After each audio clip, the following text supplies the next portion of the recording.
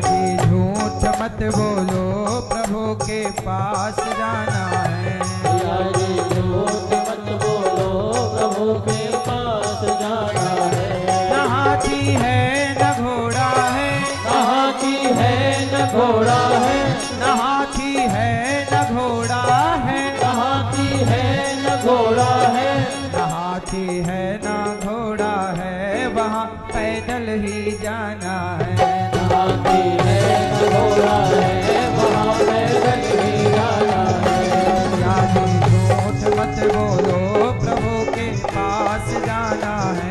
भैया जी झूठ मत बोलो, प्रभु के पास जाना है। भैया जी झूठ मत बोलो, प्रभु के पास जाना है। भैया जी झूठ मत बोलो, प्रभु के पास जाना है। भैया जी झूठ मत बोलो, प्रभु के पास जाना है। मैया जी, ओ मैया जी, मैया जी झूठ मत बोलो, प्रभु के पास जाना है। मैया बैठ जाओ मेरी माँ, मैया जी बैठ भी जाओ, भजन पूरा हुआ है अब।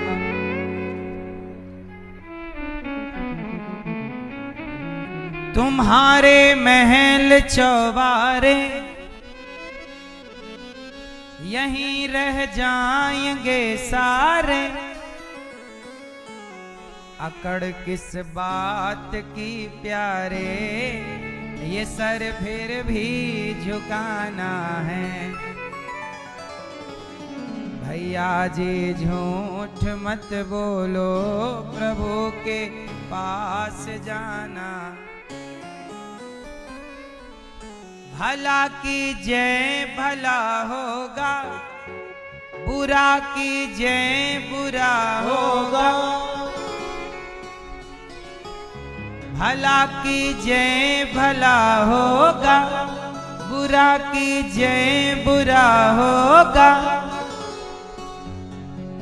वही लिख लिख कर क्या होगा, यहीं सबको चुकाना है।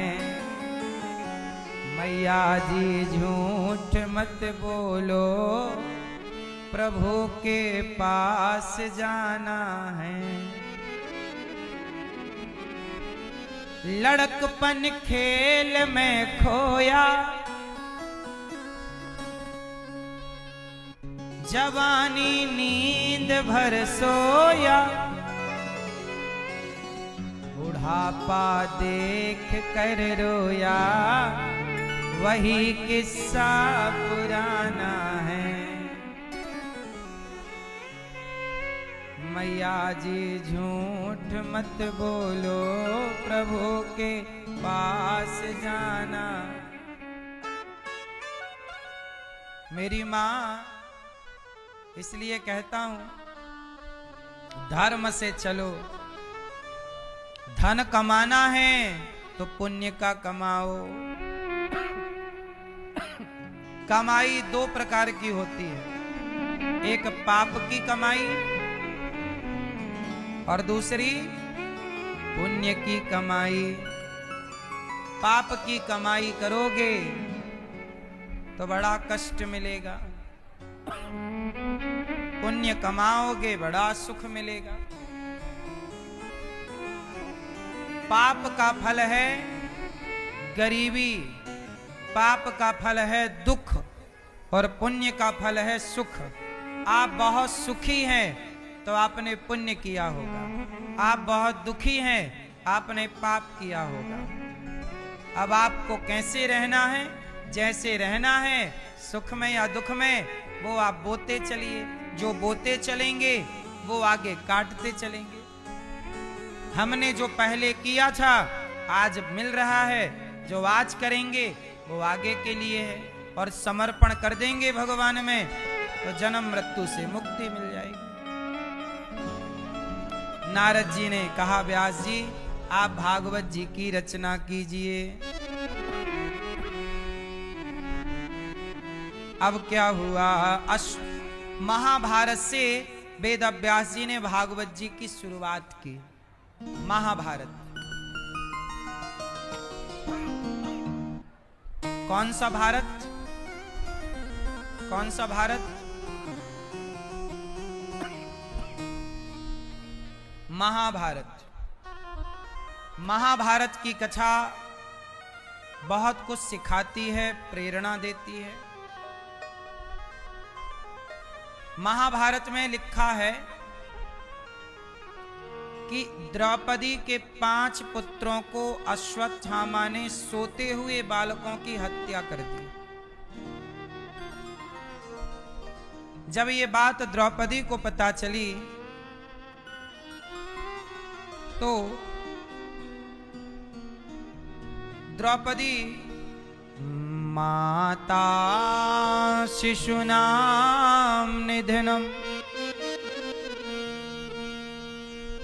माता शिशूनां निधनम सुतानां निशम्य घोरम परितप्यमाना। माता द्रौपदी अपने पुत्रों का निधन, अश्वत्थामा ने द्रौपदी के 5 पुत्रों को सोते हुए मार दिया, गर्दन काट ली। अच्छा, किसके कहने से काटी? दुर्योधन। दुर्योधन मर रहा है, पर मरते मरते भी उसकी इच्छा क्या है कि मैं जीत जाऊं। दुर्योधन ने जीतने के लिए अपने 99 भाइयों को मरवा दिया। किसके लिए? कर्ण जैसे मित्र को मरवा दिया, पितामह भीष्म को मरवा दिया, गुरु द्रोणाचार्य को मरवा दिया, सर्वनाश करा लिया दुर्योधन ने। किसके चक्कर में? जीतने के चक्कर में। और कौन सी लड़ाई लड़ रहा था दुर्योधन? बताओ, दुर्योधन धर्म की लड़ाई लड़ रहा था कि अधर्म की? और वो अधर्म को जिताना चाहता था। वो किसकी जीत कराना चाहता था? अधर्म की। अधर्म की जीत तो करा ना पाया, अपने वंश को ही समाप्त करा लिया। अधर्म के संग खड़े हो जाओगे तो सर्वनाश होगा। इसलिए कभी भी अधर्म के साथ मत खड़े होइए। धर्म किस तरफ है ये देखिए, धर्म किस तरह की बात करता है ये समझिए। धर्म पांडवों के पक्ष में है। अच्छा ये बताओ, दुर्योधन का सर्वनाश हो गया, इसका जिम्मेदार कौन है? कोई रोने वाला नहीं बचा। धृतराष्ट्र को भीम भैया रोटी कैसे देते हैं? ऐसे, ए बुढ़ा ये रोटी खा, ऐसे। एक रोटी इस कोने में फेंकते हैं, ए बुढ़ा ये रोटी, और दूसरी रोटी इस कोने में। और धृतराष्ट्र तो अंधे थे, अंधे रोटी ढूंढते हैं, ये अच्छा ये रोटी मिल गई, वो चटनी कहाँ है? अगर भीम ये रखी चटनी। वो आते फिर ऐसे चटनी ढूंढते, अचार ढूंढते, अचार रोटी खाते। अच्छा बताओ, भीम भैया धृतराष्ट्र के साथ ऐसा व्यवहार कर रहे हैं जैसे कुत्ते के साथ व्यवहार किया जाता है। अच्छा ये बताओ, ये भीम भैया का व्यवहार धृतराष्ट्र के लिए सही है कि गलत है? जोर से, जोर से, हाँ? जोर से। मैया, भीम भैया का व्यवहार धृतराष्ट्र के लिए सही है कि गलत? कितने लोगों को लगता है कि भीम भैया का व्यवहार गलत है? जिनको गलत लगता है वो हाथ उठाओ। धृतराष्ट्र के साथ ऐसा व्यवहार कर रहे हैं। किस किस को लगता है कि सही है? और कुछ लोग किसी में हाथ नहीं उठा रहे हैं। तीसरा ऑप्शन भी दूं क्या?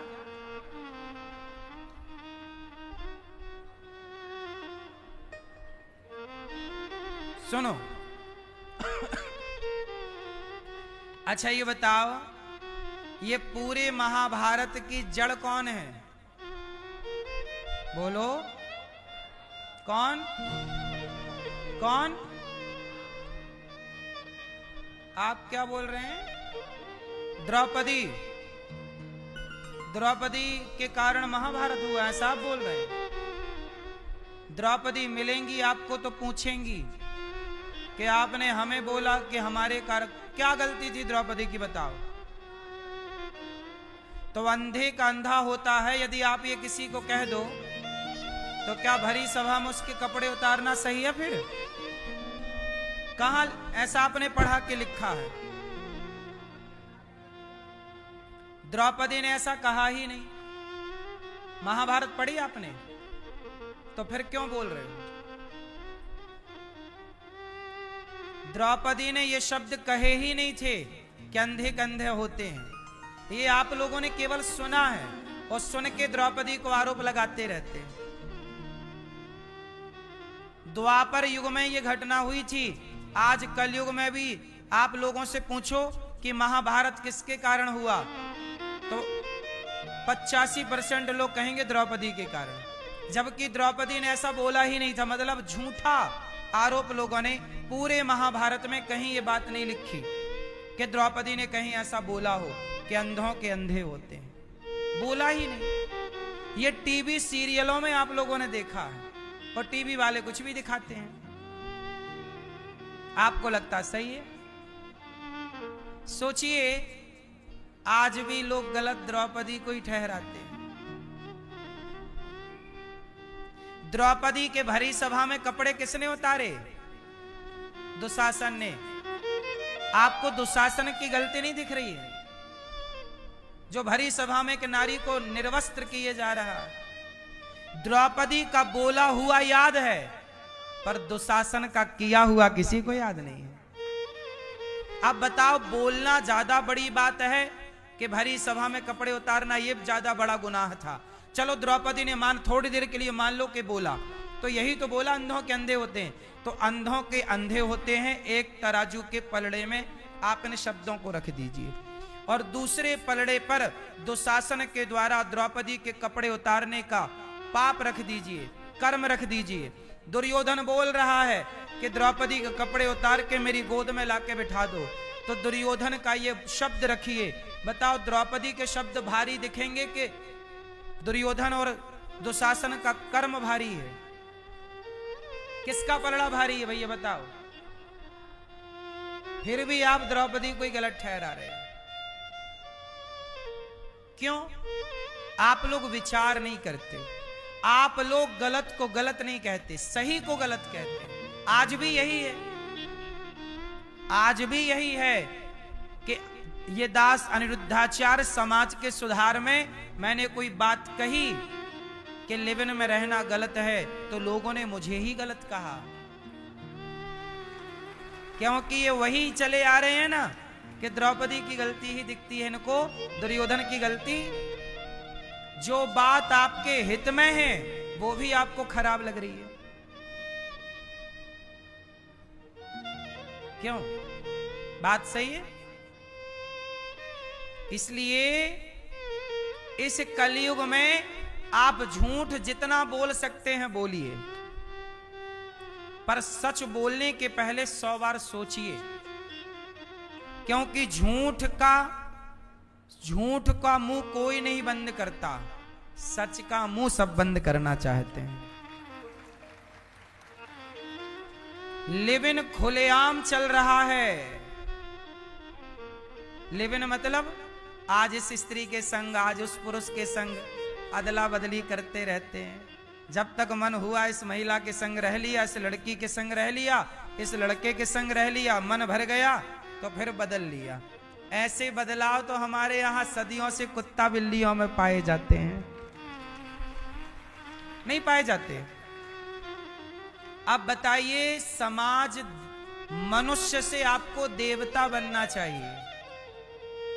स्त्री अपने पति पातिव्रत धर्म से इतनी पूज्य बन जाती है कि वो नारी समाज में पूजती है, अनुसुईया बनकर, सीता बनकर, दुर्गा बनकर, पर वह नारी यदि गलत आचरण करने लग जाएगी तो क्या समाज उसे पूजेगा? बोलो, आपको पता लग जाए कि ये महिला 4 लड़कों के संग रह चुकी है, ये स्त्री, तो क्या आप उसे अपनी बहू बनाओगे? आपको पता चल जाए कि ये लड़का 4 स्त्रियों के संग रह चुका है लिव इन में, तो क्या ऐसे लड़के को आप अपनी बेटी के लिए दामाद बनाओगे, चुनोगे? बोलो, यही तो हमने कहा। तो लोग विरोध हमारा ही कर रहे हैं। ये गलत परंपरा जो चल पड़ी है, इस गलत परंपरा का विरोध कोई नहीं कर रहा, अभी भी नहीं कर रहा। विरोध किसका करेंगे? अनिरुद्धाचार्य का, क्योंकि अनिरुद्धाचार्य सही कह रहा है। बोलो हां, सही कहो तो विरोध है, वरना गलत करने वालों का कहां कोई विरोध कर रहा है।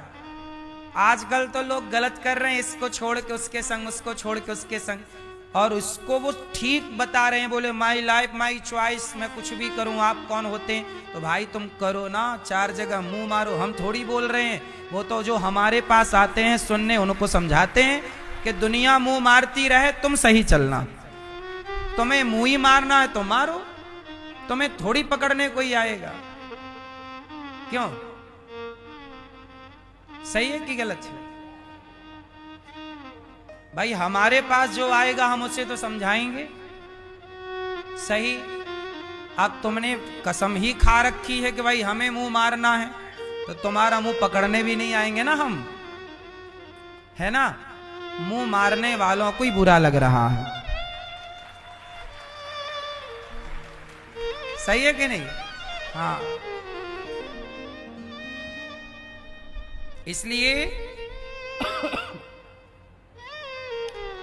जीवन में पवित्र आचरण हो। द्रौपदी की गलती नहीं थी साहब महाभारत में। सोचिए, ये बात आप आज समझ पाए कि गलती द्रौपदी की नहीं थी, गलती दुशासन और दुर्योधन और धृतराष्ट्र की थी।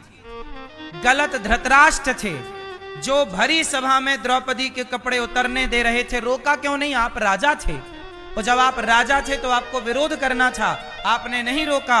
और जब आपने नहीं रोका तो फिर आपको कुत्तों की तरह रोटी दे रहे हैं भीम भैया, तो तुम इसी लायक हो। तुमने समय रहते कौन से अच्छे काम किए हैं? लाक्षागृह में बंद करके कौरवों को जिंदा जलाने का षड्यंत्र इन्हें धृतराष्ट्र और इनका बेटा दुर्योधन ने तो रचा था। अब तुम्हें सम्मान की रोटी देंगे क्या? जिन पांडवों को तुम जिंदा जलाना चाहते थे, आज वो भीम कम से कम कुत्तों की तरह ही सही तुम्हें रोटी दे रहा है, तुम इस रोटी के योग्य भी नहीं हो।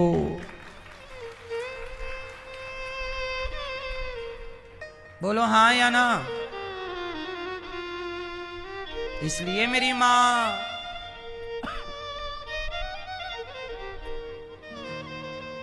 आप लोग इन बातों को समझिए कि द्रौपदी की गलती नहीं थी, फिर भी समाज गलत किसे कहता? महाभारत का जिम्मेदार किसे मानता है? द्रौपदी को, जबकि जिम्मेदार कौन था? दुर्योधन। उसी तरह आज भी समाज में, भारत में पश्चिमी सभ्यता घुसी आ रही है। लिव इन जैसा गंदा कुत्ता बिल्ली का कल्चर घुसा आ रहा है, और उसमें भी लोग गाली अनिरुद्धाचार्य को दे रहे हैं, गलत हमें कह रहे हैं, जबकि गलत वो लोग हैं जो इसका समर्थन करते हैं। जो गलत है उन्हें कोई गलत नहीं बोल रहा हो, जो गलत को रोकने का प्रयास कर रहा है कि ना आवे ये कल्चर हमारे भारत में, उसका विरोध किए जा रहे हैं। द्रौपदी की कहीं गलती नहीं थी, पर भी लोग द्रौपदी को गलत बोल रहे हैं। ऐसे ही है कि कई बार गलतियां ना होने पर भी लोग आपको गलत कहते हैं, क्योंकि आप सच को समझते ही नहीं हैं। झूठ इतना बोलते हैं लोग, इतना झूठ, इतना झूठ, इतना झूठ कि आपको सच सुनने की आदत समाप्त हो गई। अब आपको सच सुनाई भी पड़ जाए तो आप स्वीकार नहीं करते, क्योंकि चारों ओर से झूठ झूठ गूंज रहा है। गलत को आप सच मान बैठे हैं, और कोई सच कहे तो आपको वही गलत लगता है, ये सच क्यों बोल रहा है? क्योंकि आदत झूठ सुनने की है।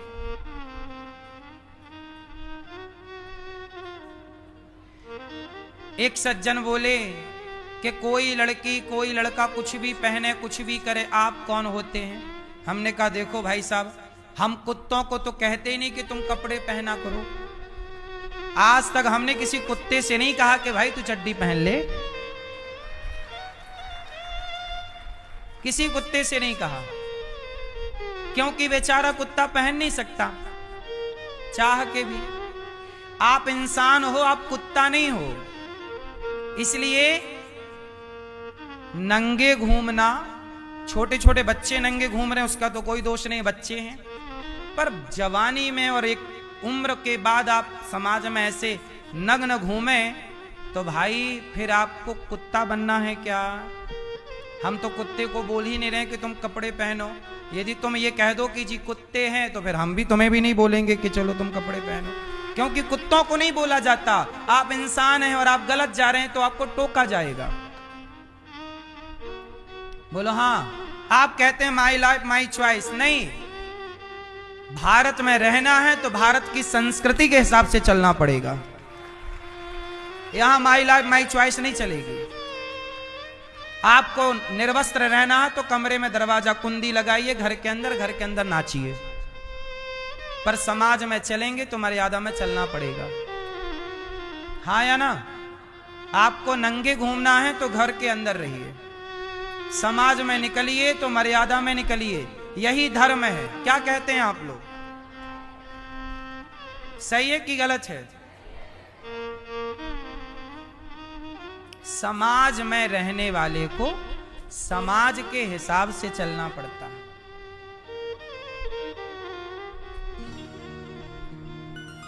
इसलिए मर्यादाएं सबके लिए, पुरुष के लिए भी है और स्त्री के लिए भी। कोई भी मर्यादा का उल्लंघन ना करे। यदि आप करेंगे तो अच्छा नहीं कहा जाएगा आपको।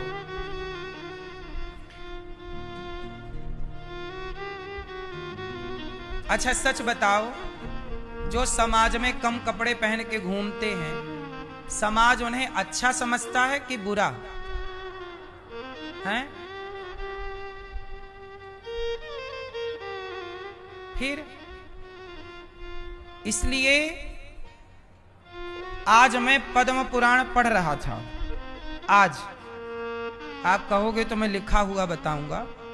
पद्म पुराण में लिखा था स्पष्ट कि जब बच्चे गलत रास्ते पर जाएं तो माता को, पिता को और गुरु को, इन तीन लोगों के बारे में लिखा था कि वो कड़े शब्दों में, ये लिखा था कड़े शब्दों में, कठोर शब्दों में उन बच्चों को डांटें और डांट फटकार के उन्हें गलत रास्ते से सही रास्ते पर लाएं।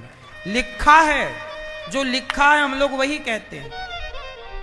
कड़े शब्दों का प्रयोग करना पड़ता है इसलिए करते हैं। मीठे शब्दों से परिवर्तन नहीं होता, हाँ या ना? द्रौपदी के 5 पुत्र मारे गए। किसने मारा? अश्वत्थामा ने। अश्वत्थामा को किसने कहा? दुर्योधन ने। दुर्योधन ने क्यों मरवाया? दुर्योधन पांडवों को मारना चाहता था, महाभारत जीतना चाहता था। जीत के चक्कर में गलत करवा रहा है, बच्चों को मरवा रहा है, गलत काम किए जा रहा है। जीतना बुराई नहीं है साहब, पर धर्म से जीतो, अधर्म से क्या जीतना। इसलिए महाभारत का युद्ध जो हुआ किसकी गलती से हुआ? दुर्योधन का सर्वनाश क्यों हुआ? क्योंकि दुर्योधन गलत था। इसलिए आप भी याद रखिएगा, गलत कभी ना जाइएगा, गलत रास्ते पर कभी ना चलिएगा। कोई भी गलत क्यों ना हो, परिणाम बुरा होगा। बोलो हाँ, परिणाम क्या होगा? बुरा होगा। सही रास्ते पर चलिए, सही रास्ते पर आप चलेंगे, आपका भला होगा। दुर्योधन का सर्वनाश हो गया, जिम्मेदार कौन? द्रौपदी की साड़ी उतारने में तो बड़ा मजा आ रहा था, नारी का अपमान करने में बड़ा मजा आ रहा था। लोग कहते हैं, कुछ लोग मेरे पे आरोप लगाते हैं कि अनिरुद्धाचार्य ने किया नारियों का अपमान। बताइए जी, आज हम आपको सभ्यता सिखाएं, सही कपड़े पहन के चलने की बात कहें, मर्यादा पुरुषोत्तम राम के देश में रहने वाले को मर्यादा में रहना सिखाएं, तो क्या ये नारी का अपमान है? मर्यादा में नारी और नर दोनों रहेंगे तो उनका सम्मान बढ़ेगा, मर्यादा से बाहर जाएंगे तो सम्मान घटेगा। हम सम्मान बढ़ाना चाहते हैं स्त्री और पुरुष का, सम्मान बढ़े आपका। और सम्मान कब बढ़ेगा? राम किस में रहते हैं? मर्यादा में, इसलिए नाम है मर्यादा पुरुषोत्तम। हम राम के देश में रहते हैं, ये राम का देश है या नहीं? इसलिए नारी का सबसे बड़ा सम्मान है कि नारी की सेवा की जाए। ये दास अनिरुद्ध हम वृद्ध माओं के पांव दबाते हैं। नारी का सम्मान क्या होता है? कभी वृंदावन गौरी गोपाल आइए और अपनी आंखों से देखिए। सम्मान, आप बातें बड़ी बड़ी कर सकते हो सम्मान की, पर सम्मान आपने किया नहीं है। सम्मान नारी का क्या होता है? आप अपने घर बनाते होंगे जैसे, वैसा ये वृद्ध माओं के लिए दास अनिरुद्ध ने गौरी गोपाल आश्रम बनवाया है, माताओं की सेवा के लिए। ये सम्मान नहीं तो क्या है ना? इसलिए द्रौपदी का अपमान किया दुर्योधन ने, सर्वनाश हो गया। देखो, नारी का अपमान जो करेगा उसका नाश निश्चित है। किस नारी का? रावण ने सीता जैसी नारी का अपमान किया, और दुर्योधन ने द्रौपदी जैसी नारी का अपमान किया। बोलो हाँ। अच्छा ये बताओ, लक्ष्मण जी ने भी एक नारी की नाक कान काटी थी। क्या नाम था उस नारी का? क्या फिर से? तो लक्ष्मण जी ने वो नारी के नाक कान काट के सम्मान किया था कि अपमान? जोर से बोलो, क्या था वो? जो नारी सम्मान के योग्य है उसका सम्मान किया जाएगा, और जो नारी सूप नखा जैसी है उसकी नाक ही काटी जाएगी, कान ही काटे जाएंगे। क्यों? अच्छा आप ये बताओ, पुरुषों की इज्जत करनी चाहिए, पर पुरुष भी तो अपनी इज्जत अपने हाथ में रखें। आप स्त्रियां कहती हो कि पति परमेश्वर होता है, तो पति के अंदर भी तो परमेश्वर वाले लक्षण हो, हरकत हो। शराब पी के आए और पत्नी के बाल पकड़ के मारे, ऐसे कौन परमेश्वर मानेगा गधे को? भाई तुम पूजोगे समाज में तो पूजने लायक तुम्हारे लक्षण भी तो हो। हर पति तो परमेश्वर ना हो जाएगा। बोलो हाँ। ऐसे ही यदि पुरुष को समाज में सम्मान पाना है तो सम्मान पाने योग्य आपके लक्षण हो, ऐसे स्त्रियों को सम्मान पाना हो तो सम्मान पाने योग्य आपके भीतर भी लक्षण होने चाहिए। आपके अंदर लक्षण नहीं होंगे तो कौन सम्मान करेगा? क्यों जी, बात सही है कि गलत है? तो नारी सीता जैसी हो, अनुसुईया जैसी हो, तो नारी को देवी मानकर सम्मान भी हो, और सूपनखा और मंथरा जैसी हो तो इनका सम्मान होगा। फिर राम जैसा पुरुष हो तो सम्मान होगा, विवेकानंद और तुलसीदास जैसा पुरुष हो तो सम्मान होगा। पर यदि रावण जैसा आचरण आपका आ जाए, कंस जैसा आचरण आ जाए, तो आपका समाज में सम्मान मिलता है, पर सम्मानित बनना भी तो पड़ता है। अपने हाथ में अपना सम्मान और अपमान होता है। इसलिए ये बात दोनों के पक्ष में है, दोनों के हित में है। समाज में सब तरह की स्त्रियां और सब तरह के पुरुष पाए जाते हैं। बोलो हाँ। हाँ, नारी का भाग्य ईश्वर ने कैसा बनाया है। जो नारियां अच्छी हैं, उन नारियों को भी जीवन में संकट का सामना करना पड़ा। जो बुरी हैं, याद रखिएगा, जो स्त्रियां बुरी हैं उनके जीवन में संकट ज्यादा नहीं था, पर जो नारियां अच्छी थीं उनके जीवन में संकट ज्यादा था। अब सीता मैया अच्छी थी तो संकट कितना बड़ा आया, रावण उठा के ले गया। द्रौपदी अच्छी थी तो संकट कितना बड़ा आया, भरी सभा में निर्वस्त्र किया जा रहा। तो अच्छे लोगों को आज से नहीं, हर युग में अच्छे लोगों को ही सताया गया है, बुरे लोगों को कोई नहीं सताता। हाँ, नारी का भाग्य भगवन तूने कैसा बनाया है। सब सुनेंगे, इस भजन को सुनना है, खड़े नहीं होंगे कोई भी। नारी का भाग्य भगवन तूने कैसा बनाया है। हर युग में दुनिया ने इसे इतना सताया है। नारी का भाग्य भगवन।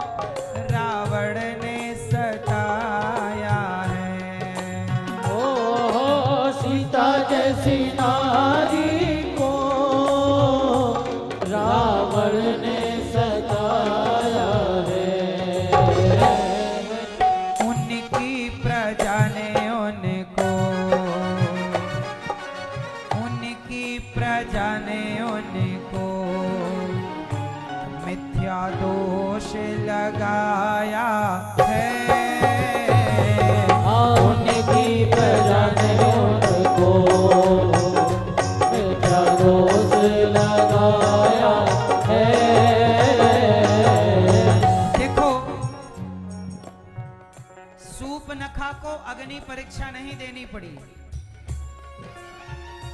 बोलो हाँ,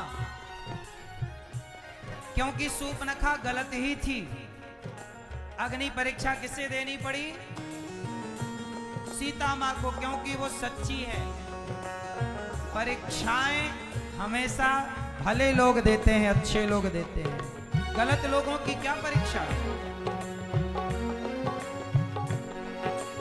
मीरा जैसी नारी को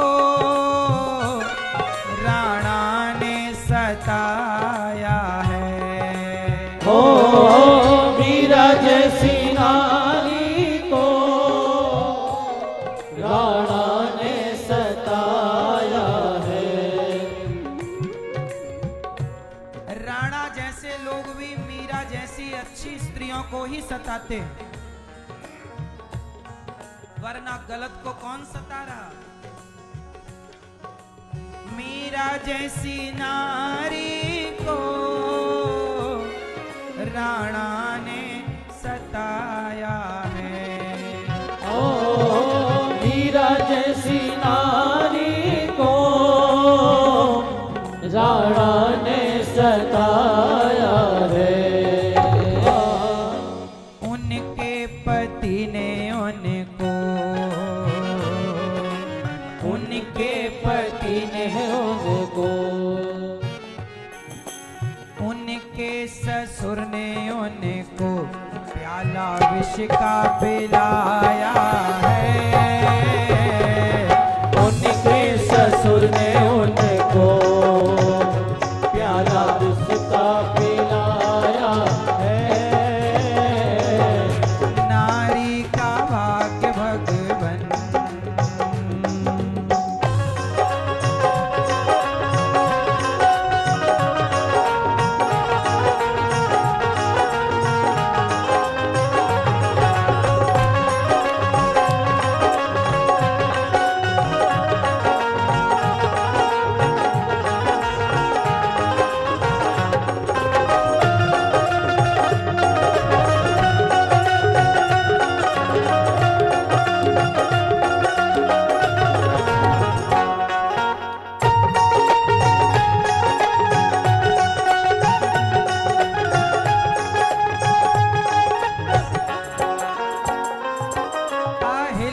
जैसी नारी को इंद्र ने सताया है। हो अहिल्या जैसी नारी को इंद्र ने सताया है। त्रेता में रावण ने सताया सीता मां को, द्वापर में द्रौपदी को सताया दुशासन ने, कलयुग में मीरा को सताया ससुर ने, और इंसानों से बच गई तो देवता सता रहे हैं अहिल्या को। अहिल्या जैसी नारी को इंद्र ने सताया है। ओ अहिल्या जैसी नारी को इंद्र ने सताया है। उनके पति ने उनको, उनके पति ने उनको पत्थर का बनाया है। उनके